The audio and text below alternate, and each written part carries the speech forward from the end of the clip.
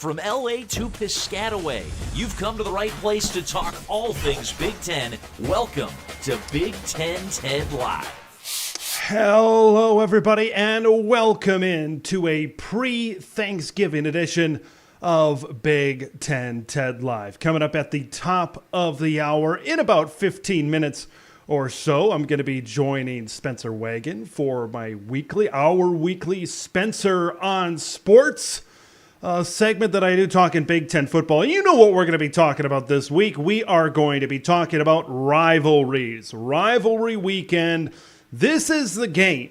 This is the weekend that you wait all year for, all off season, into the season, and then at the end, your hated, your bitter rival, Ohio State taking on Michigan, Minnesota taking on Wisconsin for ball. Bunyan's asked, can the Badgers take it back? The old oaken bucket. Who's going to climb their way out of the Big Ten basement between Purdue and Indiana? Illinois needs a win over their rival for the Land of Lincoln Hat Trophy to get to bowl eligibility. Northwestern has already locked it up.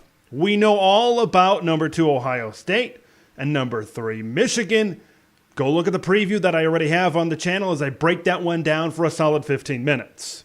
But we're going to be talking about some of these other rivalries here on Big Ten Ted Live tonight as a part of my segment with 1600 ESPN over there in the Cedar Rapids, Iowa area. So that's coming up here in about 15 minutes at the top of the hour. Other stuff that we got going on here tonight. News dropped, I don't know, maybe about a half an hour ago. T.J. Sheffield, the Purdue wide receiver, declared his intents to enter the transfer portal. So we'll be talking about that. Maybe some destinations within the Big Ten where he could end up, because I think he fits into a role, not only maybe in the Big Ten, but across the country in all of college football. He's entering the transfer portal as a graduate transfer here right now. So, he's got 1 year left. Going to maybe try to get a few more W's, maybe you got to think, in his next destination. And then at the end of the show, I haven't done a power ranking all year long. No power rankings. But I am going to do a power rankings here. And it's not a power rankings of what you think. It's not a power rankings of Big Ten football teams. It's not a power rankings of Big Ten quarterbacks. It's not a power rankings of college football playoff teams or whatever it be. It's power rankings of the top 6 in order Thanksgiving foods that you're going to be seeing at your table tomorrow. I feel pretty passionate about this. Thanksgiving is tomorrow. It's the best holiday of the year. You've got food. You've got football. You celebrate the greatest season on the calendar. That is fall. And you don't have to give anybody any presents. So it's a win-win all the way around. Hope everybody out there enjoys their Thanksgiving here tomorrow. I wanted to touch on something before I get into my segment here at the top of the hour that's really been on my mind lately. And this season has gone so fast. Maybe it's because of a variety of things within Big Ten country, right? You started off in the offseason with the Northwestern situation, the hazing scandal. You went into Mel Tucker, and then this whole Michigan thing has dominated the conversation at the back end of the season. Okay, no, it seems like this whole year, for a guy that wants to focus on football, me, it seems like we've been focusing on a lot of other things outside of football. So that hasn't been great. And maybe that's kind of contributed to, maybe the season kind of going by quicker than it seemed like. It seemed like, man, we were just getting ready. I was just getting ready for my previews to put those onto the channel. And we were getting ready to break down the season. Now all of a sudden, Iowa's playing Nebraska, Minnesota's playing Wisconsin, Ohio State's playing Michigan, and we're here at the end of the regular season. Not only are we here at the end of the regular season, but we've come to an end of an era, ladies and gentlemen, on many different fronts, on many different layers. We've come to the end of an era, first, of the Big Ten West. These guys right here, all together. 6 out of their 9 conference games they've played against each other for the last 10 seasons. Since 2014. Was the football pretty? No. Was it entertaining? Absolutely. Absolutely. The Big Ten West was always entertaining. And I'll be honest, I am going to miss it. I am going to miss it. I think these last few years, ever since COVID, of course, the Big Ten West kind of took its biggest dive because before COVID, 2019, Wisconsin, I think, was a top 10 team. Wisconsin a couple times made it to the Big Ten Championship as a top 10 team. Iowa, remember Iowa and Michigan State, I believe that was 2015, when they battled it out for a college football playoff spot. So the champion of the Big Ten West had been ranked fairly highly in those first 7-8 years or so. But once we got to COVID and then after COVID, it kind of dipped down a little bit for the teams out there in the Big Ten West. But that's okay. It's, it's the ever-changing, the evolution of college football as it continues to spin, as it kind of continues to go down. And the death of the Big Ten West is just one of those things. And it's really been starting to hit me lately of this long era of college football. This is it. Savor it. Savor this weekend. Savor those Thanksgiving leftovers. Because after this weekend, right, a good chunk, half of these teams aren't going to be playing anymore. And now they got to get ready for the new era of college football. They got to get ready for a 12-team college football playoff. They got to get ready for continued madness in the areas of NIL and transfer portal. It seems like transfer portal gets crazier and crazier and crazier every single offseason. It's newsworthy. Maybe it helps people like me, but in terms of venturing away from the old era, from the traditional era of college football, it continues to kind of push in that direction. But there's going to be games in the schedule. I look back to last week. I look back to when the Iowa Hawkeyes matched up against the Illinois Fighting Illini. Is it a rivalry, should I say? No. Is it a significant series? Yeah, maybe. But that's a game that you're not going to see every single year, right? The folks in Madison aren't going to be traveling to Chicago and vice versa for Wisconsin and Northwestern. It seems like that's been a game that's been played every year for ages. But now if you don't have that protected rivalry against each other, you're not going to be playing each and every single year in this conference. So some of those West Division matchups that you see on the flag behind me, even the battle for the chair, Minnesota and Nebraska, had been a pretty decent series as of late. Dare I say a rivalry. But that one's going to be off the books in terms of a yearly showdown between the Golden Gophers and the Cornhuskers as well. No matter which way you slice it, this is a new era of college football that's about to begin. So if you are a more traditional fan of college football, savor it. Savor this weekend because it's the last of its kind, because pretty much after this weekend, I know we're going to have bowls or conference championship games, bowl games, and playoffs, and it's going to be very fun. It's going to be very exciting to finish off this season. Once we get to 2024, the game flips on its head. The game completely changes. It completely changes. Because teams are going to recruit a different way. They're going to prepare a different way with a 12-team playoff now. College football's regular season was always the crown jewel, right? You couldn't lose one game sometimes to win a national championship. In the NFL, you can lose 6 or 7 games and you can still have a good chance to get into the postseason and win the Super Bowl. Now college football, of course, is going to a more professional model. It's going towards that playoff system at the end. And maybe the craziness that was the college football regular season, and maybe the fun that was, I think the college football regular season is, no doubt about it, still going to be really fun to observe. It's still going to be really fun to watch, because I think you're going to have more teams fighting for postseason, because once you get into November, whether it was the BCS era or the CFP era, you got 4 or 5 teams, sometimes 6 or 7, realistically fighting it out at the end of this thing. Now there's going to be upwards of 15, maybe even 20 teams fighting it out with more on the line late in the season. Maybe we are changing. There is no doubt about that. But maybe just the excitement is shifting more towards the postseason. Maybe college football will really invest more in its postseason. I'm in favor of, once we get to 2026, I would like to see 4 more teams. Okay, if you're going to do this, put as many teams as you can in and that would be 16 teams in the college football playoff when all is said and done. That'd be great to see. But I think that excitement is still going to be there within college football. It just might shift around a little bit.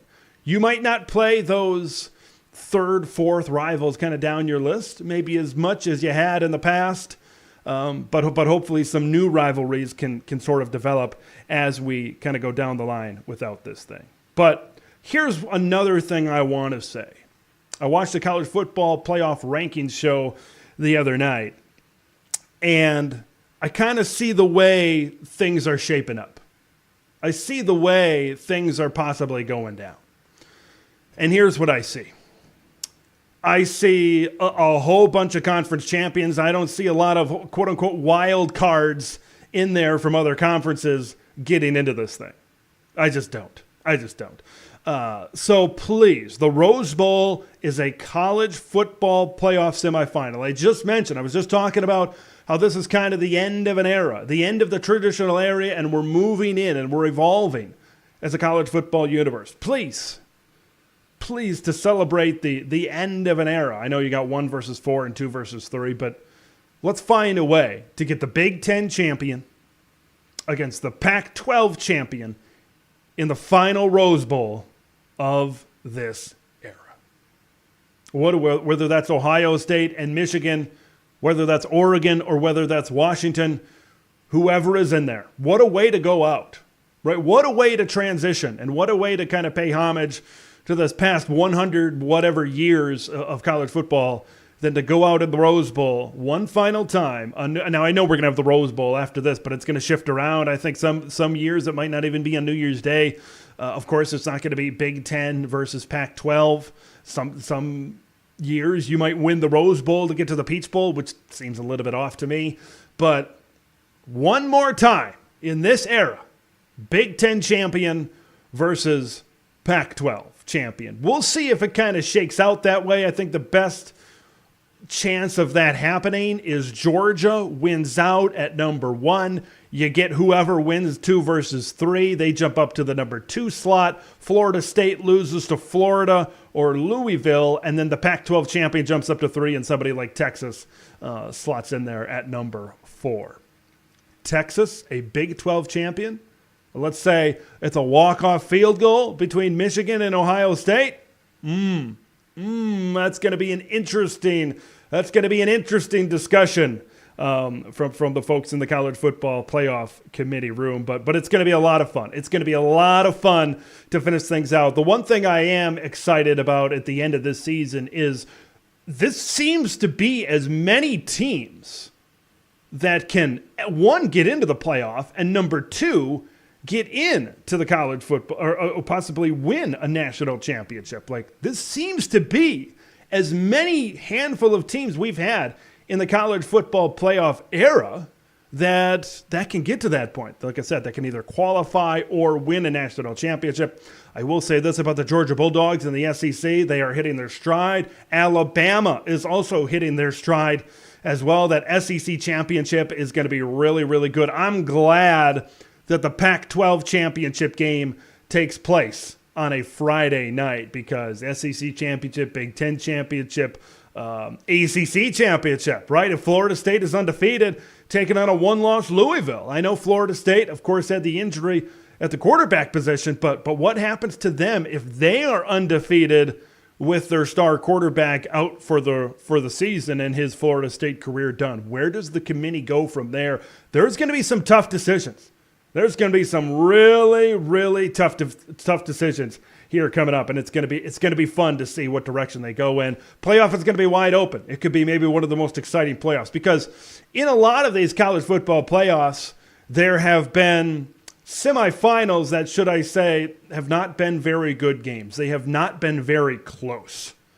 So hopefully we get some good action in the semifinals this year. Hopefully we get some good action and a great national championship to finish off this 4-team college football playoff. Coming up in a few minutes at the top of the hour, I will be joining Spencer on Sports, Spencer Wagon, for our weekly Big Ten chat segment on 1600 ESPN Radio in the Cedar Rapids, Iowa area. We're going to be talking about Rivalry Week. We're going to be talking about all of these games. That's a station based out of Iowa, so we're going to be talking about Iowa against Nebraska. Okay, of course, Ohio State and Michigan, the big game. I've previewed both of those games here on this channel. Go check them out under the videos tab after this live stream is done. If you didn't hear the news earlier today, Purdue wide receiver TJ Sheffield entered the transfer portal, and we're going to see a lot of this stuff, especially after Saturday. We are going to see a lot more of these transfer portal declarations. And I'm very intrigued because there are some Big Ten players out there I've got my eye on. We're going to be talking about one of them that I've got my eye on in the Minnesota-Wisconsin game. And maybe I can talk about that a little bit later. But I've got my eye on a lot of these people. Coaching rumors are also heating up. There's a lot of steam right now, about Jonathan Smith, the Oregon State head coach, possibly making his way to East Lansing, Michigan to become the Michigan State head man. Whether it's been his comments, his AD's comments, it doesn't really show a bright future in terms of Jonathan Smith remaining in Corvallis, Oregon. I feel bad for Oregon State and Washington State throughout this whole deal. You got to think two coaches, Jake Dickert earlier in the season, the head coach at Washington State, he's got some Wisconsin ties. And then you look at Jonathan Smith, who had a good year last year. A lot of people were kind of looking at him for some of their head coach openings. But I look at a lot of those two coaches and those two programs. It's going to be tough if you got good coaches this year, and I think you do. Dickert might stay there, but it looks like Jonathan Smith will be on his way out. Right now, if you're a good coach in those two programs, it's going to be hard to keep you there. It just is. It just is. Not saying that those two programs were the greatest programs in the world before, but it's going to be even more difficult, I think, to keep those type of coaches around, because of what it looks like is going to happen based on what I've heard is Oregon State and Washington State will essentially be independent. They will cash out the assets of the Pac for the next 2 years. They'll have a scheduling agreement with the Mountain West Conference, and then maybe in 2026 it'll be like a reverse merger where they have the network, they have all the assets in the Pac, and those Mountain West schools will merge with Oregon State and Washington State, and obviously those schools kind of represent the Pac here right now. So yeah, we'll see. It's going to be a lot of fun. It's going to be a lot of fun to observe how college football really changes and really evolves in the next few years. We'll be having our call here momentarily from 1600 ESPN, just waiting for them to call in and get this segment underway. In the meantime, I want to give a big shout out to Big Ten TED Champions Club member. Click the join button if you haven't already. To our good buddy, Big Ten Johnny. He's going to be running some parab mic on the sideline of the battle for Paul Bunyan's axe. So look for me on the sidelines. Gophers and Badgers. We've got Big Ten TED Champions Club members working on broadcast crews. What will they think of next? First Big Ten Johnny, who's it going to be next? So look for John out there on the sidelines on that broadcast. When Minnesota takes on Wisconsin, that's an interesting matchup. That's an interesting matchup that I am pretty excited to break down here in just a little bit. Just want to encourage everybody to hit subscribe if you haven't already. Also, super chats are welcome as well. I answer all super chats, guaranteed to put them on the screen as well as we continue to talk about them. Once again, after the segment here, should be calling in here momentarily after the segment. Going to be talking more about TJ Sheffield and his transfer out of Purdue. Where could he possibly land within the Big Ten? And also, my Thanksgiving power rankings as we get ready for Turkey Day here tomorrow. I'm going to be putting on my green and gold. I'm going to be rooting on my Packers in that football game. So hopefully it's going to be tough. It's going to be tough going into Detroit beating the Lions, but hopefully they get it done. But power ranking those Thanksgiving foods. So that's going to be coming up here in just a little bit. LH chiming in. So what happens if Iowa wins the Big Ten championship? Well, like I said, I'm going to be calling in here for my segment in just a little bit. There's a lot to break down there, LH. There is a lot to break down there, because there's a scenario where a Big Ten team does not make the college football playoff if the Hawkeyes pull the upset. Right, Ohio State, Michigan, whoever wins, and then Iowa defeats them, and then they're out of the playoff. You could see something like a Georgia, Bama, Texas, and a Pac-12 champion. So that's the thing, what's crazy about what's happening right now. There's still so much on the table in the right here and now for all of these college football playoffs scenarios. Joe Duck chiming in. Go Ducks! Oregon, boy, I tell you, when we talk about a lot of teams that can win a national title, Oregon is scary right now, folks. Ever since that Washington game, they have put their foot on the gas. They are mashing it to the floor, and that engine is purring right now in Eugene, Oregon. They've got one obstacle left in the Civil War game against the Beavers of Oregon State. I think they match up pretty well in that game. If they can get by Oregon State, you've got another colossal rematch. And of course, if Washington can get by Washington State, you've got another colossal rematch between Washington and Oregon in Las Vegas. That will be that'll be the end, I'll just say, of the Pac-12, because the lights are going to go out on the Pac-12. On Pac-12 After Dark, UCLA and Cal, as Brett McMurphy said in his tweet, last one in the Rose Bowl, turn out the lights on the Pac-12. It's been fun. It's been fun. That West, of course, the Big Ten and the Pac-12 has had a relationship for so long. We're getting, let's call it as their four best schools. All right, we got our call coming in here, and we'll be doing our segment here shortly. Hello, it's Ted. Hi, it's Isaac from 1600 ESPN. How are you doing? Oh, not too bad. How about yourself? I'm all right. Spencer's just about ready for you if you're all set. I'm all set. Awesome.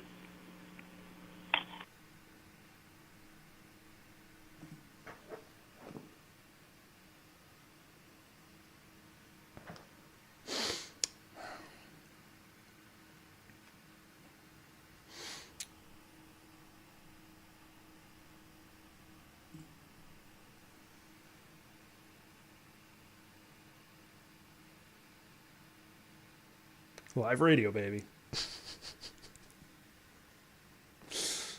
Gotta love it. Gotta love it.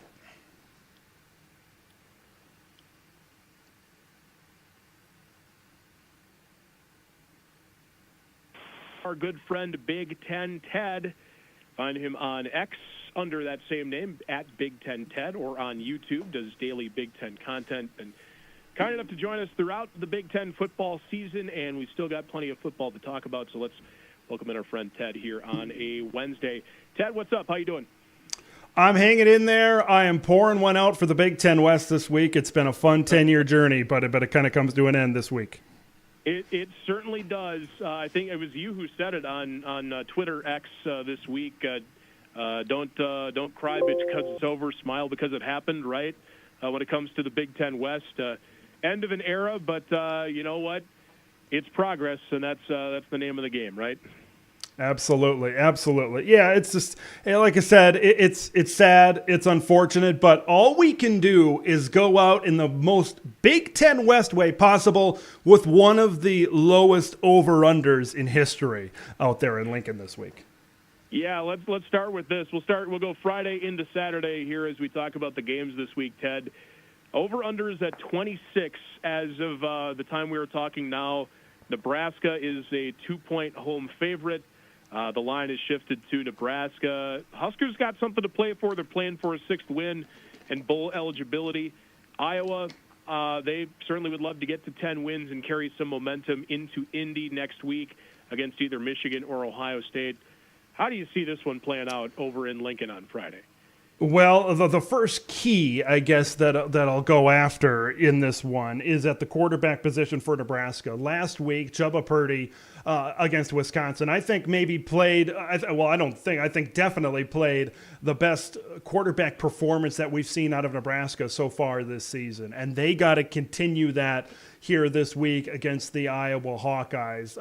Of course, it's a Big Ten West matchup. It's going to be a defensive matchup. These are two of the better defenses right now in the Big Ten. It's going to be very difficult, I think, to get any sort of offense going on either side of this. I said this in my preview earlier this week. Watch out for the kicking game, right? And the kicking game right now favors the Iowa Hawkeyes big time. Of course, we know about Torrey Taylor and Drew Stevens as well. And then you got a freshman kicker in Tristan Alvano over there at Nebraska. He's got a good leg, but at sometimes he's been a little bit hit or miss for the Huskers. For the most part, he's been pretty hit, but at other times he's kind of missed in some key situations. And of course, Brian Bashini, the punter for Nebraska. Short fields, like that's going to be a huge thing for whoever maybe has the shortest fields to go throughout this game could have a big time advantage throughout this. You've got to just be strategic in the way you get points throughout this, and you got to not be picky. Safeties, field goals, block kicks, whatever it be. That's kind of what you got to hammer home, and that's what you got to do, no matter if you're Iowa or Nebraska. Iowa, they need that balance. I think Brian Ferentz has done a really good job these last couple of weeks coming out, throwing the ball with Deacon Hill kind of to start off a little bit more. If they can get his confidence going, his momentum going, hit that run game, right? You got Caleb back there. You got Jazz back there. LeSean Williams is back there as well. Get those three running backs involved. Iowa, even though they're the underdog in this game, and it's not going to be an easy task going to Lincoln, Iowa seems like they have a path to victory. A big part of this too is turnovers, right? Nebraska's quarterbacks, they're opening up a bakery back there. I've seen people make that joke, and I'll make it right along with them. Now, 15 interceptions for Huskers quarterbacks? Chubba Purdy had one last week against Wisconsin up in Madison. We've seen Deacon Hill cut back on the mistakes, as you alluded to, over the last few weeks. Still, he's not. There's still times where you worry about him throwing an interception or having a strip sack or fumbling the football, as we've seen him do in some occasions. When you talk about short fields, those are oftentimes set up by turnovers, and that's got to be a big key in this one, too. How can you limit the turnovers for both Iowa and Nebraska, right? Absolutely, and Nebraska turns the ball over more than anybody in the FBS right now. It was the turnover war a couple of weeks ago between Nebraska and Michigan State, the two of the worst teams that give the football up the most. Nebraska turned it over 3 times in that one. Michigan State, a goose egg, and they protected the football. We say it every week with Nebraska. Hey, they protect the football. They play good defense. They can win a game, but it never happens. It never happens. There's always turnovers mixed up in there somewhere. Last week was maybe a little bit better against Wisconsin, but we know, and of course you guys know down there in Iowa, it's the ball Hawkeyes back there. Phil Parker finds a way to force turnovers like that. That's the way. That's the formula of Iowa football. Defense forcing turnovers, offense with short fields, doing just enough to win a football game. That's why I think this one kind of steers into Iowa's direction on the road, because Nebraska's turning the football over a little bit. You got some tape now on Chubba Purdy that Phil Parker can kind of go after right now. Iowa, a big key also is going to be containing the scrambling ability of Chubba Purdy. If they can keep him contained, that's got to be a big thing that could lead the Hawkeyes to victory. Who do you got winning that one, Ted? I think it's going to be another, as you mentioned earlier, rock fight in the Big Ten West. I think Iowa's mantra has been find a way, and I think they ultimately do. And you've said you think the path kind of leans toward them. Who do you think pulls it out on Friday?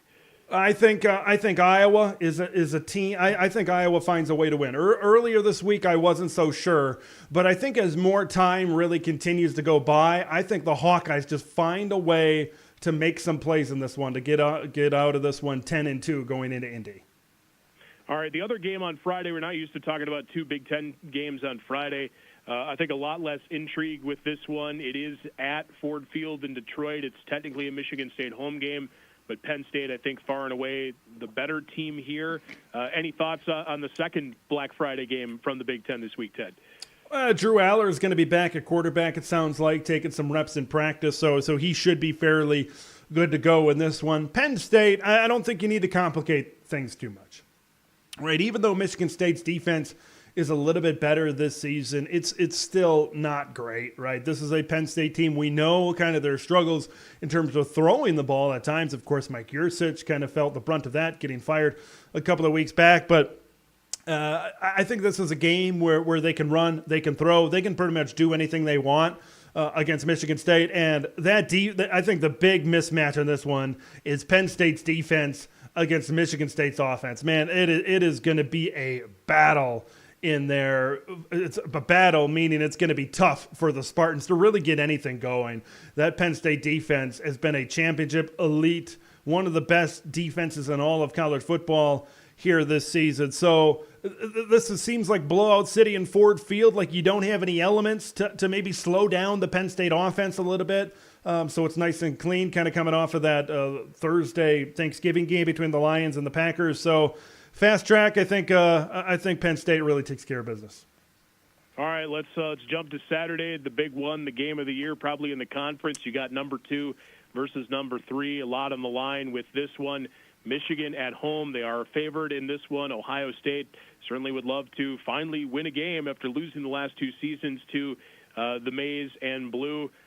How does this one play out in your mind, Ted, with Michigan and Ohio State?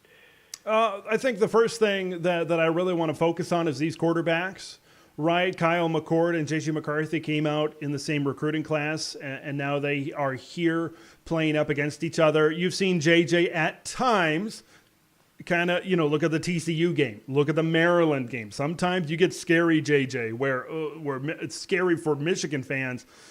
Sometimes maybe he threw 2 interceptions against TCU in the national semifinal last season. And then you look at Ohio State, you look at Kyle McCord. He's kind of been up and down, but this is not Ohio State under C.J. Stroud. It's not Ohio State under Justin Fields. This is a Ohio State team that I think excels when Trevion Henderson is running the football effectively. It seems to me a battle of the run game, right? The team that runs the football most of the time wins this football game. You see what Michigan is doing, and it's the irresistible force meeting the immovable object right now. Only one team in the country, it's your Hawkeyes, Iowa, has only allowed less rushing touchdowns in all of college football than Ohio State, and only one team has only rushed for more rushing touchdowns than Michigan, and that's the Rebels of UNLV. So what's going to win out there? That seems to be the matchup that might determine this game, right? If Ohio State can maybe contain, I don't think you're going to stop this run game with the Wolverine O-line, with the backs that they have. You're not going to stop it. But if they contain it, you put the ball into. Now, JJ, once again, when he's good, he can be really good. Which JJ are we going to get in this game? But maybe that's the path that Ohio State wants to take. Michigan is running the football a lot more than they were in the middle of the season than they were when Jim Harbaugh was the head coach. Ever since he got suspended, they are running the football a lot more, kind of getting back to the basics on offense for the Michigan Wolverines.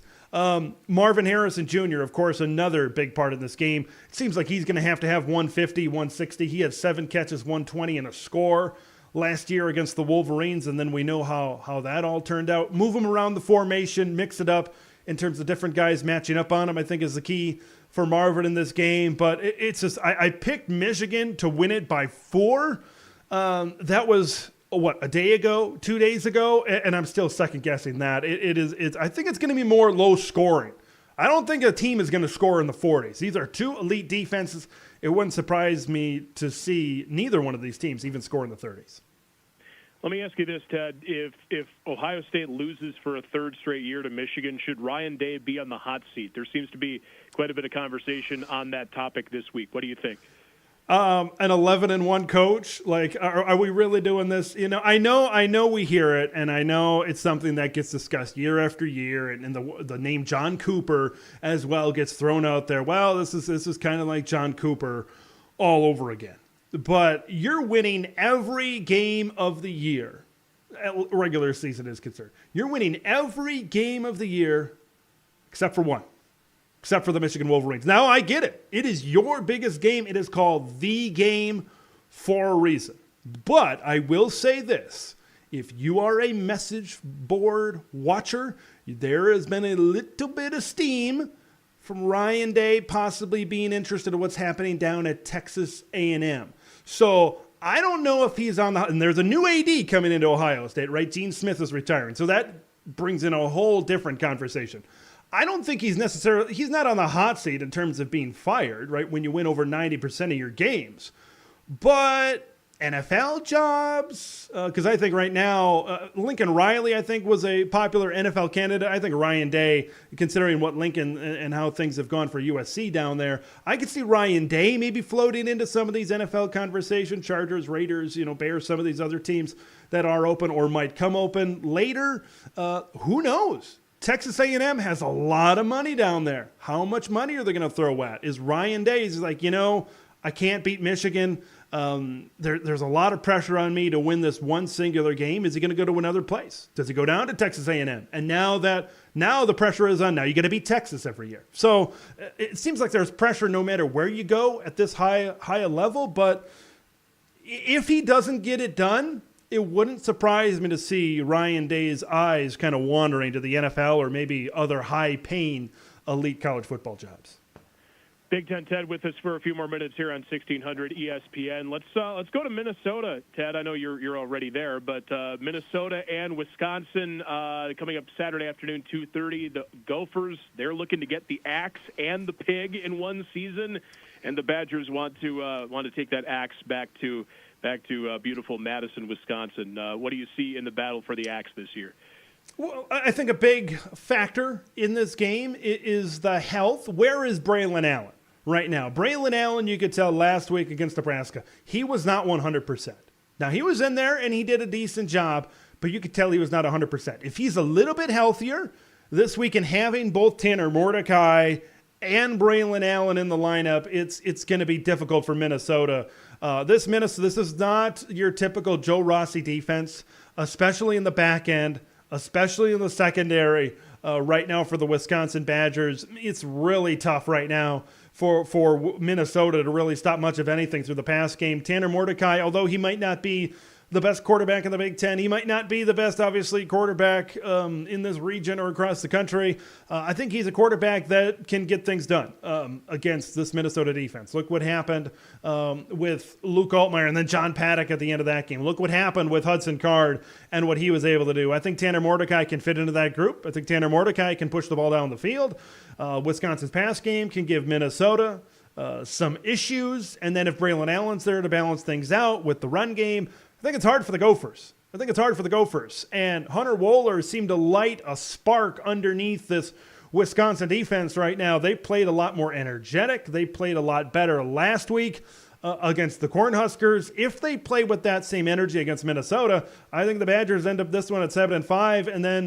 And then for Minnesota, there's big questions, right? I don't think PJ is quite on the hot seat right now, but at 5-7, the way they ended that season, there's going to be some questions. You got to think maybe that there's going to be some people kind of chiming in and saying coordinator. Something got to happen on the coordinator end. Maybe some position coaches bite the dust, things like that. Something's got to change. Even if they go 6-6, but definitely if they go 5-7, something's got to change possibly in Minneapolis. All right, Illinois, Northwestern. I know Illinois, another team looking for a sixth win. Northwestern got there last week with their win over Purdue. What do you see for the battle for Illinois in the Big Ten? Oh, this is going to be a fun one. I'm really looking forward to this matchup. Illinois, of course, one win away from a bowl game. The Wildcats have already clinched it. Of course, the big question is Illinois, and their situation. It looks like John Paddock is going to be the guy. He's the hot hand, even though Iowa might have cooled down that hot hand just a little bit.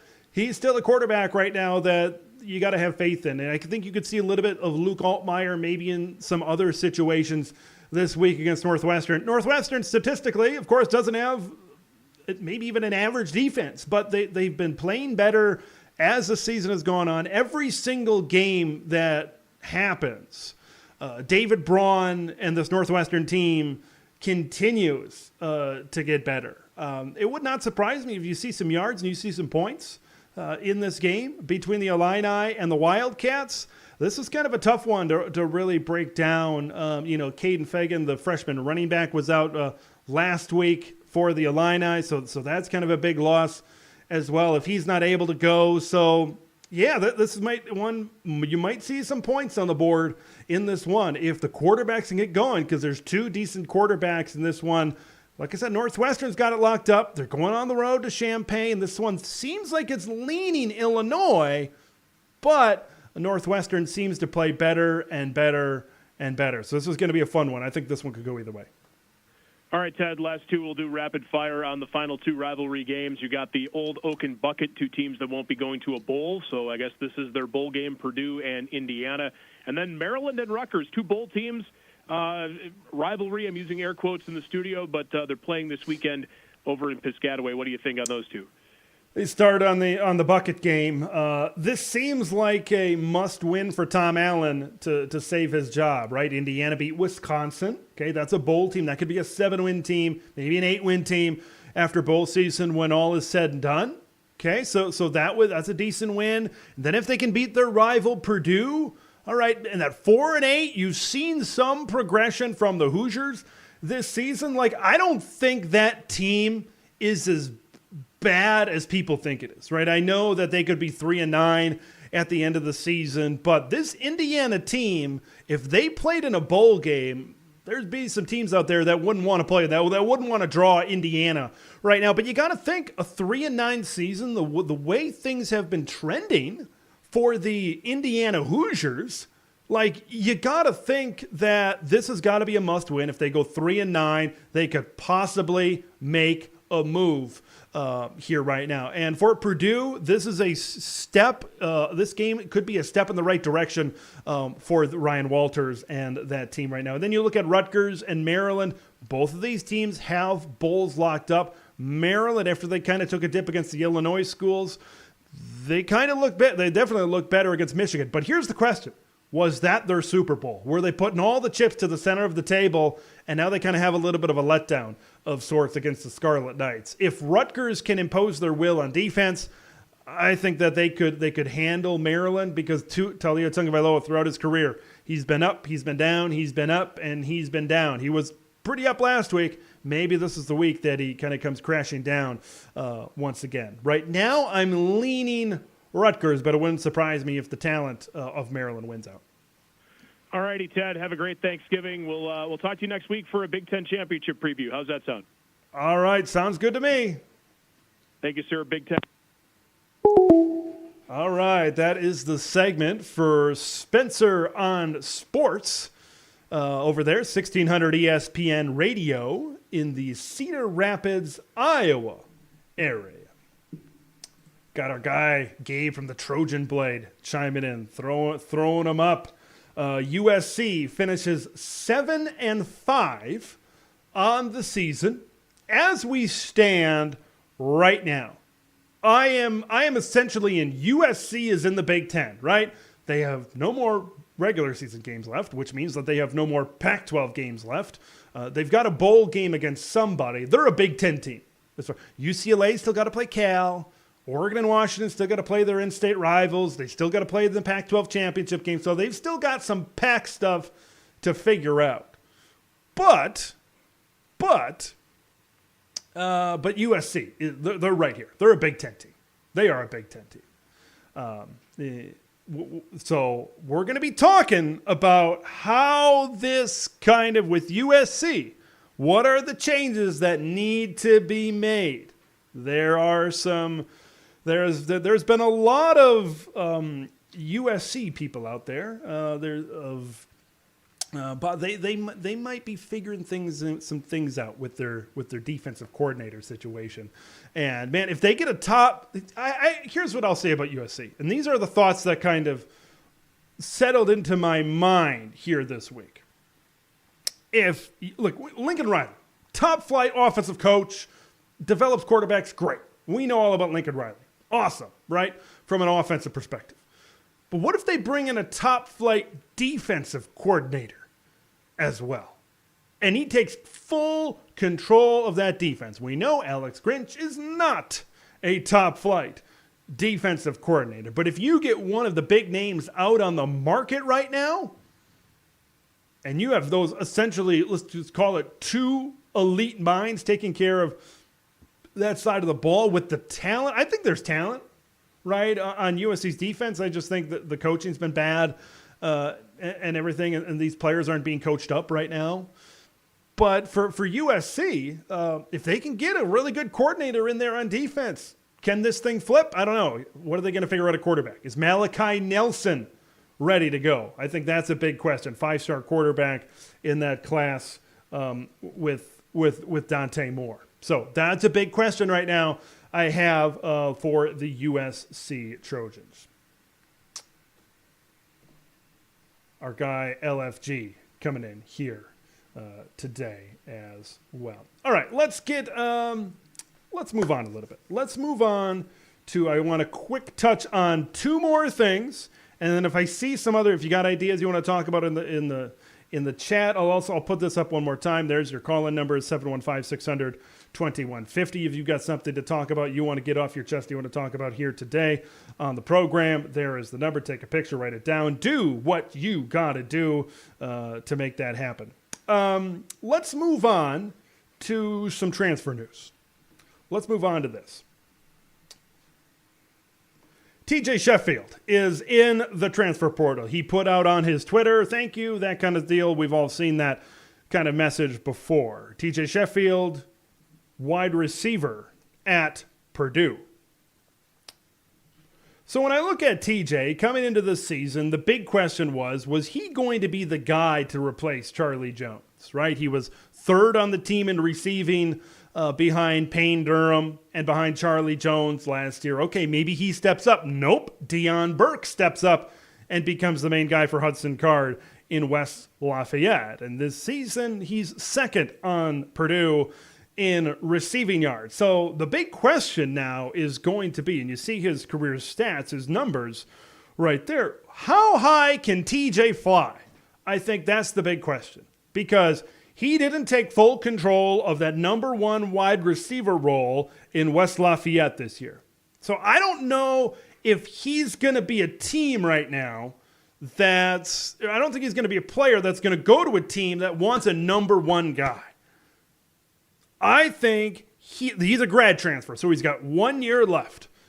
He could fit in really well as a number 3 slot type of option for a really good football team, a really good team. I could see a team like even one of the Western schools coming in. I could see a USC. I could see an Oregon, UCLA. Maybe you pair him with J. Michael Sturdivant out there with Dante Moore, and that really boosts their passing game. They need a boost on the offensive side of the ball, the Bruins do. So Washington, we know all of the receivers at Washington are losing. So, and then of course there's other teams here in the Big Ten, but I don't think you're going to depend on this guy to maybe be a number 1 type of guy, but I think he could be a really good depth type of guy. So if you got a really good football team that can contend for a Big Ten title or maybe some of these other conferences, I think you best look at TJ Sheffield. I think TJ Sheffield is a guy that can really improve your passing game, that can really improve your team. He's not going to catch 1,000 yards. He's probably not going to catch 1,500 yards, things like that. He's not going to be that kind of guy.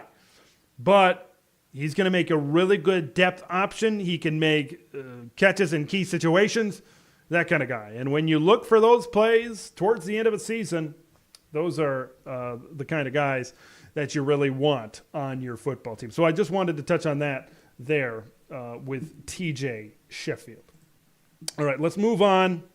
We talked everything football in our segment before, and before we wrap this thing up here tonight, and before we go into the best holiday of the year in Thanksgiving, I want to talk about one more thing. One more thing. Thanksgiving has all kinds of great food. It's got great football on during the day. Don't got to give anybody any presents. It's a great holiday. And I haven't done any power rankings all year long. No Big Ten team power rankings, no Big Ten quarterback, offense, defense. They did them preseason, but not during the year. Not during the year. But I think there's an exception to be made right here and right now. Here are my Thanksgiving food power rankings. Power rankings. And let me explain them. Number 1, old reliable. It is the draw. It is the main event. It is why people show up at the Thanksgiving table. It's turkey. And especially the turkey legs. The turkey legs. You can't go wrong. I know it's a very basic pick at number one, but you got to go with the turkey. If you don't, like, you look at some of the other options. If you don't go with the turkey, who's going number one? No, turkey is number one. No question about that. Number two, I've got mashed potatoes and gravy. And together, they are great. Gravy really pushes it over the top for me. I'm a big stuffing guy, but gravy really pushes it over the top. The mashed potatoes and gravy, I've got number two. Stuffing is awesome. I love stuffing. I almost put stuffing up there at number two. You got to have a dessert on your power rankings, of course, pumpkin pie. Get apple pie out of here. That's a 4th of July pie. That's a summer pie. Pumpkin, it's fall. We're celebrating the end of fall. And I got to put green bean casserole just above dinner rolls. Dinner rolls, it's a supporting cast type of player. It's a Ron Harper, whereas the turkey is the Michael Jordan kind of a thing. So I got to put green bean casserole. Green bean casserole is like that starter, that solid starter. Green bean casserole is the Luke Longley, making a lot of 90s Chicago Bulls kind of references here. But those are my Thanksgiving power rankings, and those will be the order in which I pick them up and put them on my plate. Well, maybe I'll put the pumpkin pie last since that's definitely a dessert. But I'm very much looking forward to Thanksgiving, and there are my Thanksgiving power rankings. All right, I'm going to get to some chats here to finish things up here tonight. Let's Trojan Blade chiming in.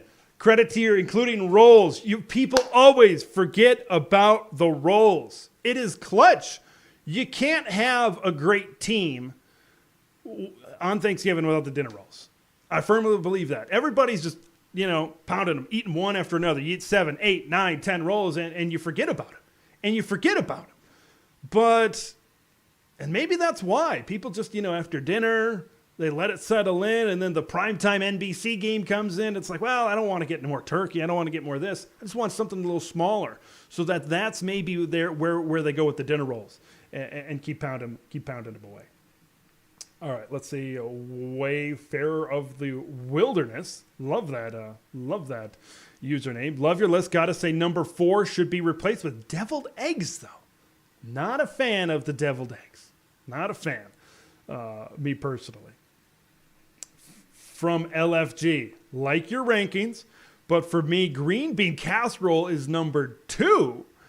Then keep the order the same. Let's put it back up on screen, folks. So LFG's saying green bean casserole number 2, and then move everything down.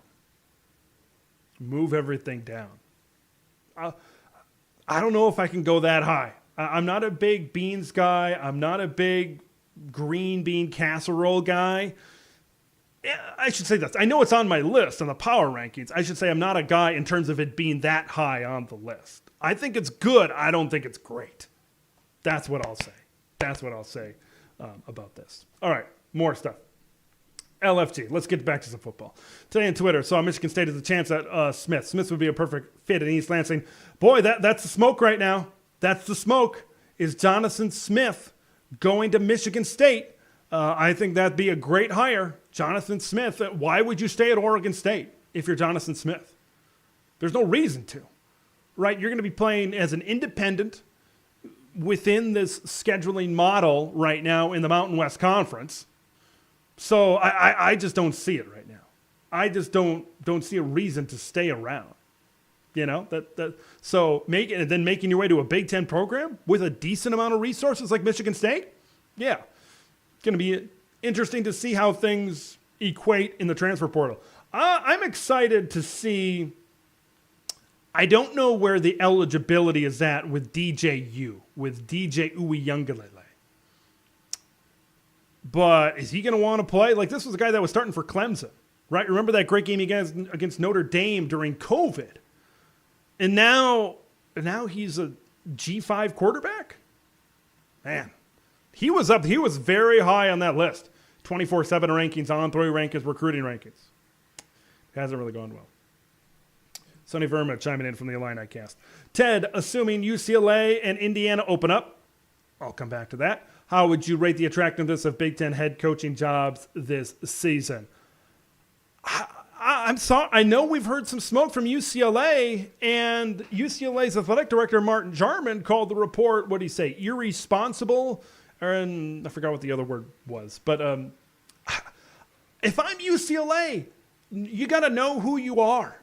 Chip Kelly, with this, look, you had a really good defense this year. Your offense wasn't very good.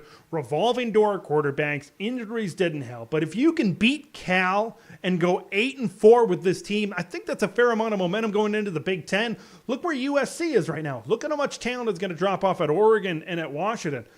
UCLA could be a pretty decent team. And right now, I think you got to stick with Chip Kelly. Indiana, let's talk about that one. Boy, if you rank these jobs 1 through 18, Indiana's got to be towards the bottom. They got to be towards the bottom. I honestly believe that. I mean, look at the flag behind me and then close your eyes. Well, obviously you can't look at the flag when you're closing your eyes. But imagine the 4 other West Coast schools on there. I think Northwestern's they're pretty low on the list. No question about it. The Cats are pretty low on the list. I know they're rebuilding their stadium, and Northwestern Stadium just got approved, and that's awesome, and that's great for them, but it's just, the academic standards and all that stuff at Northwestern make it tough. Look at the other logos. Let's just stick with these 14 teams right now.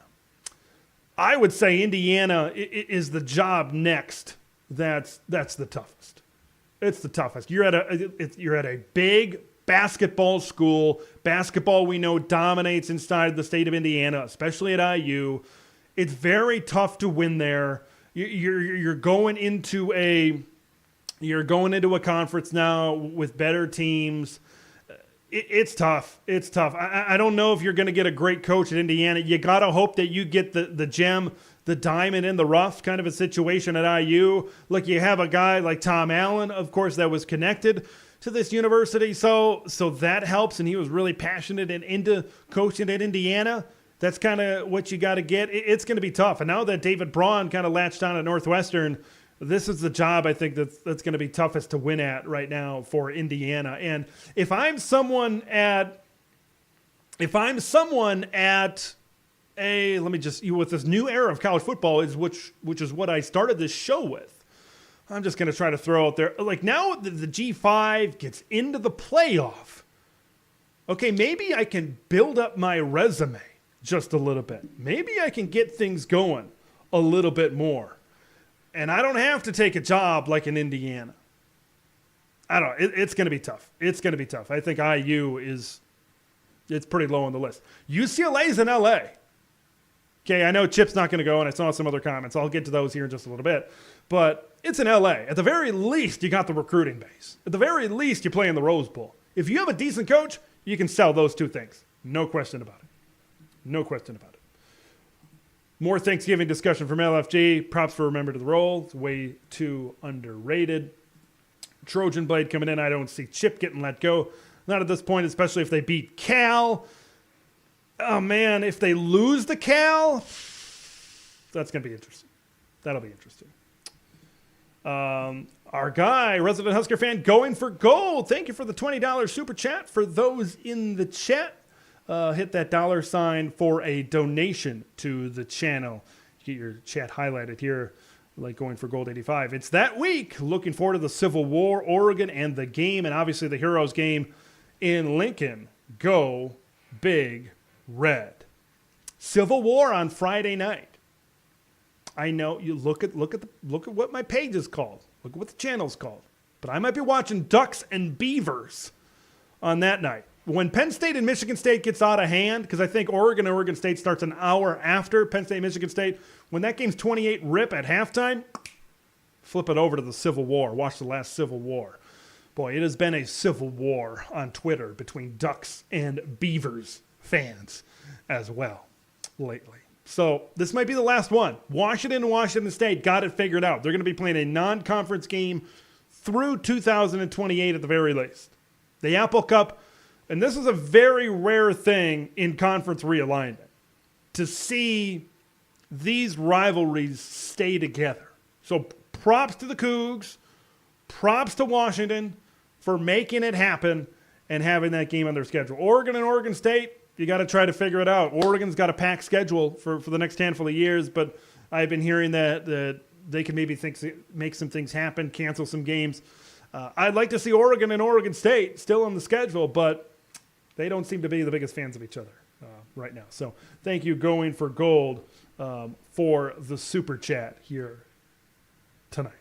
Yeah, like I said, Jonathan Smith, as long as we're talking about Oregon State, Jonathan Smith and Michigan State, it would be very difficult right now to really project how good he could do at Michigan State, but Sparty is one of those schools where they have resources, they have things that they can sell to recruits and to transfers. So if I'm Jonathan Smith right now, I think that's a good situation to head in there at Michigan State. All right, let's head into some more chats. Going for Gold 85 once again. I hope USC and Michigan State have a rivalry called the Battle for Troy. Yeah, that'd be fun. That'd be certainly interesting, right? It would be cool to have like a sword or a spear. Like one side is cardinal and gold, the other side is green and white. A lot like Paul Bunyan's axe, right? That's got kind of the two colors on either side. So that would be cool. But don't force it. Don't force a rivalry. If it happens, it happens. But we'll see if it does happen. LFG in there as well. Trojan Blade, newcomer to the Big Ten. What are the lesser-known rivalries amongst Big Ten schools? Who is Maryland's biggest rival in the conference? Well, let's just answer one question. Who is Maryland's rival? Not necessarily their biggest rival. Let's talk about the Terps. Since 2014, they kind of have a forced matchup with Rutgers. They both came in at the same time. Before Maryland played Rutgers, they didn't have much, if any, history against each other. This is not something that was played out of conference. They're in the same geographical region, sure, but they don't really have any hate towards each other. It's just a rivalry that was thrown together because that's what's left. So I would not call that a rivalry. In 10 years, Rutgers and Maryland have formed zero true rivalries. Zero true rivalries. Part of it is due, let's talk about Rutgers first. Part of it is due to Rutgers being bad, like really bad, like among some of the worst teams in the Power Five for a majority of those 10 years. Now they're starting to get better. Like if Rutgers beats Maryland this weekend, okay, maybe we can kind of see things start to go back and forth just a little bit. Maryland, yeah, kind of the same thing. That they have yet to beat. I think they've only beaten a Big Three team, Michigan, Penn State, and Ohio State. I think they've only beaten them like one time. I think I had that stat earlier in the season. But yeah, it's tough. It's tough for Maryland right now. That's a really, really tough one for the Terps. So, all right, other rivalries in the Big Ten. Purdue and Illinois for the Cannon, the Purdue Cannon. Look up that story. It's a very fun, cool, interesting story. That is a rivalry within the Big Ten. That is the, how do I say this? It's the least distance between two schools, Purdue and Illinois. You might not think it is, but it is. They're kind of across the border from each other within states there. Other great rivalries. I got to mention, I'm a Badger fan, so the Axe, right, is a long-standing rivalry. It's the oldest rivalry in all of college football. Gophers and Badgers, and that's going to be played this Saturday in Minneapolis. So that's a good one. That one's kind of gone. Wisconsin won, 18, something like that in a row? I'm going to be honest. I lost count how many times we beat the Gophers consecutively. But that's now that Fleck's there, and he's since that 2018 win, he's doing better. They're doing better, and that's going back and forth, and that really adds to the juice of the rivalry a little bit. I kind of going throughout some of these. I'm just kind of looking at the flag behind me at some of the Michigan State. That's one for the Paul Bunyan Trophy. I know Michigan has been dominant. Of course, that 2021 win where the Spartans were able to beat the Wolverines. That's a big one. That's a big one. Those two schools, like when we talk about hate, that's one of those rivalries where they just pretty darn close to hating each other. Michigan against Michigan State. Nebraska and Iowa, that's one that's tough as well. That's one that's tough as well. The Huskers and the Hawkeyes, like since Nebraska joined the Big Ten in the early 2010s, they've developed a rivalry with Iowa. Not so much Wisconsin. The Badgers have dominated that series. And, I still think Melvin Gordon, he started running against Nebraska, and I think by now he's made it to northern Wisconsin. I think he's made it past Eau Claire. He's around Rice Lake as well, throughout there as well. You got to throw in the Pig, the Floyd of Rosedale. Like Minnesota has the best rivalry trophies probably in all of college football. Okay, they play for the Pig, the Floyd of Rosedale between Minnesota and Iowa. That's a great rivalry game. Kind of bummed it's a September game next year. Always like to see some of those great rivalry games late in the year, but that's a game where the Gophers and the Hawkeyes will kick off Big Ten play against each other, something like late September, third or fourth week of September, somewhere in there like that. So you got to throw in there that as well. Michigan and Minnesota play for the Little Brown Jug. That was the very first traveling trophy as well. Somebody left a jug on the sidelines of a game. They went home. They said, hey, if you want it back, you got to win it, that kind of thing.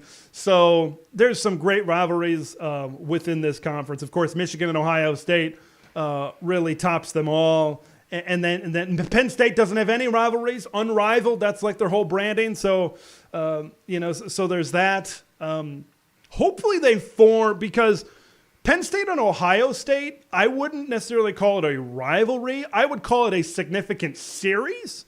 I don't know if I'd call it, every time those teams get together, it's a great game, but I don't know if it goes back and forth enough to call it a rivalry, and Penn State has only been in the Big Ten since 1993. So there's that. But here's the thing with Penn State. The geographical teams, Maryland, Rutgers, like they're not on the same level talent-wise, so it's going to be tough to form a rivalry. With Penn State and Maryland, look that up on Wikipedia. They played as Eastern Independents. Maryland actually was in the ACC, but Penn State was an Eastern Independent, and they played for a long, long time. And there's a lot of blue. There's a lot of blue on Wikipedia if you look up the Penn State-Maryland rivalry throughout time. Rutgers and Penn State, they're just not at that level to go. With a rivalry, it needs to go back and forth. You need to be playing over something. Why is there a rivalry? I think that's are there state lines? Are there, there's so many factors that go into that. It's just Penn State doesn't have people. Like, you look at historically, just Penn State, even before they joined the Big Ten, they played series against West Virginia, against Syracuse, against Maryland. These aren't great football teams. Penn State has dominated those series when they were Eastern Independents. They dominated. They didn't play Notre Dame. Notre Dame, they picked up that series a little bit more in the 80s, but then it kind of tapered off after Notre Dame signed their NBC deal and Penn State went to the Big Ten. And then, Syracuse, Penn State's always been on a better level. You look at West Virginia. West Virginia's had some really good teams over the years, but they haven't really matched up with when they were playing Penn State. So the unrivaled is their whole thing in State College. It's kind of interesting. It's a little bit cool. It's not huge. As a Penn State fan, what game do you really get up for? We'll have to ask our guy Zach Sako from Locked On Nittany Lions. I've had a few other Penn State reporters on during the season. What's the game you most get excited about? They're probably going to say Ohio State. They're probably going to say Michigan. If you look at these West Coast schools coming in, who's going to form a rivalry? Look at Penn State. Yeah, they need one. USC, Penn State. Washington, Penn State. Oregon, Penn State. Let's get that going a little bit. For the Nittany Lions. All right. So I hope that answered your question. Kind of went on for a little bit there. All right, our buddy Greg chiming in from College Football Speak around the corner. He is a Gopher. I am a Badger. One might say I am an Evo Badger. But according to Greg, he's saying the Axe is staying home. Let's go. Got to take care of that defense. Got to contain Tanner Mordecai. Because his legs, that's not looking like a Joe Rossi defense back there. That's not looking like a Joe Rossi defense this year. So we'll see if Minnesota steps it up on defense. I think Minnesota's going to be playing with a little bit more oomph this week because they need to get to a bowl game. Wisconsin has already clinched with all of that. So that's going to be interesting. I see the same thing in the Nebraska-Iowa game. Iowa's got everything clinched, everything booked. They booked their hotels. They got their tickets. They're playing Michigan or Ohio State next week. They looking ahead, or is Nebraska's motivation going to kind of win out in the end? Greg also lost count how many times the Badgers beat the Gophers there. Here is LFT. Maryland used to be Virginia. Yeah, Virginia was a rivalry in the ACC, but I always thought Virginia's their other biggest rivals were North Carolina, which they've been kind of tied together in conference realignment, right? Talks with either the SEC or the Big Ten in the future.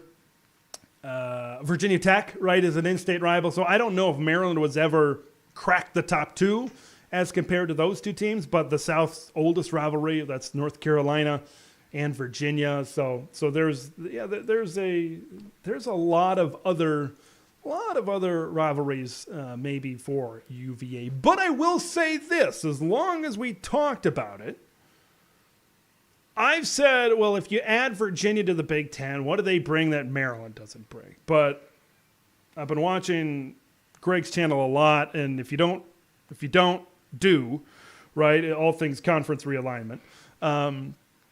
But Maryland and Virginia, that could be a benefit of adding the Cavaliers is, okay, now they've got somewhat of a rival there with Maryland. They've also got a rival if North Carolina comes on board as well. It seems like the more time that ticks by, I know we're in the season, we'll probably talk about this more in the offseason.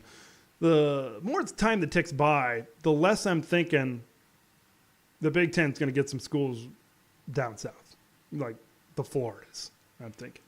Also, the more time that ticks by, I'm like, could Miami end up outside of the Big Ten and the SEC? It could happen. I'm not saying it will, right? There's a lot of different factors that are going to happen, but it could happen. It could happen. If the Big Ten says, I don't know, about Miami right now, your stadium doesn't fill up half full when you play a top 10 Louisville team. So I don't know, but Miami was a powerhouse through the 80s, through the 90s, through the 2000s, and then they dropped off in the mid-2000s, came up a little bit under Mark Richt. But maybe Miami's that team that gets on board with the Big 12. Maybe it's like a Miami and a Georgia Tech. Finds their way, and they become one of the powers in the Big 12. Maybe that could happen. Miami and UCF becomes a yearly game if the Big 12 can figure out how to schedule games. Big Ten schedulers did that. Yeah, you mentioned the Land Grant Trophy game, and that's going to be played at Ford Field this weekend on Friday. Penn State, Michigan State, not a rivalry. Did not trade enough wins, I don't think, back and forth for that to happen. So, yeah, I don't think that. Yeah, that's not. Yeah, but I think we're going to see Penn State and Maryland at the end of the season next year. It's Penn State and Maryland, and then it'd be Rutgers against Michigan State. I think they kind of just swapped them around for next year. Michigan versus the world. UVA, what does Pitt add to the Big Ten? Nothing. So make your way to the Big 12. I am all for a Big East, what would it be? A Big East reunion. That's the word I'm looking for. A Big East reunion. I'm all for that in the Big 12. Give me West Virginia, Cincinnati, Louisville, and Pitt. Right, you got a Pitt-West Virginia rivalry. Louisville and Cincinnati was a rivalry for the keg of nails as well. I think that maybe goes back to the 1990s as well. So give me that group of four in the Big 12 as a Big East reunion. Growing up, the Big East was one of my favorite conferences outside of the Big Ten to really watch. It was always entertaining, right? I know Miami was in there, but when Miami departed, West Virginia had a really good team, of course, with Pat White, Steve Slayton, Noel Devine, players like that in the mid 2000s. It was just always really fun. Remember when West Virginia, our guy Kuz is not here.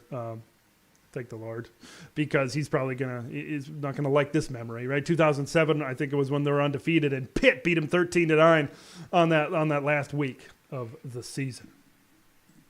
And we were just mentioning 2007 USF Rutgers was a great team that year, but yeah, kind of seeing that together in the Big East would be fun. And a lot of those Big East teams have gone to a power conference type of level. You've seen Louisville, you've seen Cincinnati, you've seen Rutgers, you've seen West Virginia, you've seen Pitt. Of course, UConn is probably going to stay on the outside here for just a minute. But yeah, a lot of those teams. I was also looking at this the other day, right? I'm a college football history, one might say nerd. The old Southwest Conference. Only one school now out of the Southwest Conference is not going to be at a power conference level. Can you name it? Here's a hint. It's named after a food. 5, 4, 3, 2, 1. It's Rice. Rice is the only team from the old Southwest Conference to not be in a power conference. It's Houston. It's Texas Tech. It's Texas. It's Texas A&M. It's Baylor. It's TCU. It's SMU was kind of the last one to join. SMU joining the ACC. Arkansas, of course, was in there until they left for the SEC in 1992. So, yeah, that's a fun fact there from that conference down in Texas. I want to thank everybody for joining the live show here tonight. So that was, if you heard the segment with Spencer on sports, that is our last one of the regular season. We're going to preview the Big Ten championship game next week. If I pull up my schedule here for next week, that will probably be on a Friday. That will probably be live Friday around this time, December 1st, if I had to guess. I don't think anything on my schedule would really pop up to prevent me from doing that. What's coming up this weekend? I am going to have a reaction of Nebraska and Iowa after that game is done. Very excited for that game. Really excited for that game. Ohio State, Michigan. Going to have a reaction to that game as well. I'll be watching Wisconsin and Minnesota. I may or may not post a video after that is done. But once we get into the week, I'll probably be recapping some things here on the channel, getting ready for the Big Ten championship game as well. Going to be watching our West Coast. I've been watching. If you haven't noticed, been putting some previews and reactions of some of our future teams facing each other. I'm rooting. Give me Oregon and Washington in the Pac-12 championship game. Give me one of those. I'd love to see. It'd be Tony Petitti's dream right now is Ohio State against, because of all the other off-the-field stuff that's happening at Michigan, probably Ohio State against Oregon or Washington. Right now, maybe it's Oregon. I believe Oregon is the better team right now. But, you get any combination of Ohio State, Michigan, Oregon, and Washington in the national championship or a semifinal. I said at the top of the show, let's get a Big Ten Pac-12 champion for the final time as we transition to a new era of college football. One last go-around. Big Ten champion versus Pac-12 champion. Before I go here tonight, I just want to say one thing, right? The Big Ten and the Pac-12 has had a relationship for a long time, and I've enjoyed watching Western regional football, and this is the end. This week, this is the end of a Western regional conference. This is the end of Western West Coast football here tonight. Cal and UCLA, fittingly, the final Pac-12 game is going to be played inside the Rose Bowl. And it's going to be a little bit sad to see it go away, right? UCLA and Cal will be the final game. Turn the lights off in the Rose Bowl. It's been fun for the Pac. I always enjoy I grew up in the Rose Bowl, the Big Ten versus the Pac-10 champion. A lot of times the Big Ten got beat. I'll admit it. A lot of times the Big Ten got beat. But it's a different era. It's going to be sad to see it go away, but I guess we'll enjoy it while we're here. Casey Mallory, our resident Hawkeye fan, what's your thoughts on the rankings this week? I saw West winner is home in the Big Ten championship game. Yeah, I saw that as well. Iowa, assuming you're talking about the CFP rankings, I saw Iowa went down a spot, which is fine because I think if they win and they take care of business, which I think it's in the best interest of the Big Ten right now for them to win, have a solid 10-2 versus 12-0 type of matchup. I think at least for a little bit, Iowa can maybe push back on maybe a Michigan or Ohio State. Now, it won't happen for the entire game, but that defense can maybe push back on them in that championship game. Washington getting in over Florida State, it kind of makes sense. It makes sense because Washington got a nice win on the road at Oregon State. And that's going to take care of itself, the whole Washington-Oregon thing. If Washington wins again, they're into the playoff. If they lose and Oregon wins, Oregon's into the playoff probably. So the rankings doesn't really matter to me much when things are going to eventually take care of itself over there. So you're going to see the Blacks, the black and gold uniforms for Iowa in the Big Ten championship. Yeah, here from Michigan against the world. Penn State is also a team that would fight to keep Pitt out of the conference. Pitt doesn't add anything. They don't add anything. They're perfect in the Big 12. They fit very well in the Big 12. Happy Thanksgiving to everybody. Our guy Sunshine Design, a resident Northwestern fan. Wildcats and Illini this Saturday from Trojan Blade. It's very sad. I've loved watching the Pack my whole life. Excited to join the Big, but it's a lot of change. A lot of change indeed. A lot of change. Right now, and maybe it's kind of those, maybe it's this whole graduation goggles sort of thing. It's ending right now, and it's just all happening right now, so you're thinking about it right now. And then maybe once we move on a little bit, maybe it'll be, now that we got schedules and everything, and once we learn more about kind of the TV assignments eventually down the road, it'll be a little bit better. But right now, it's kind of like, this is it. This is it. The Pack's done. It's all done. They're going to be going to the Big, the ACC, the Big 12, independent for Oregon State, Washington State. Yeah, it's a bummer. It's sad. There's no question about it. But it's the current day and age we live in. We'll see. Maybe things are going to get better and a little bit more exciting in other ways. Happy Thanksgiving to you, Casey, as well. All right, folks, I think that'll do it here for tonight's live stream. Want to thank everybody for joining me. Friday and Saturday, it's going to be big. Enjoy it. It's the final breaths of the Big Ten West and the Big Ten East. But, of course, we love the Big Ten West as well. Thanks, everybody, for joining me on Big Ten Ted Live tonight. Enjoy your turkey. Enjoy your stuffing. Enjoy your mashed potatoes. Enjoy your green bean casserole. Enjoy your dinner rolls. Once again, in that order. In that order. Once again, eat it. Enjoy it. Go Pack, go. Let's upset Detroit, and let's get the job done. All right, I'm Big Ten Ted. We'll see you in the next one.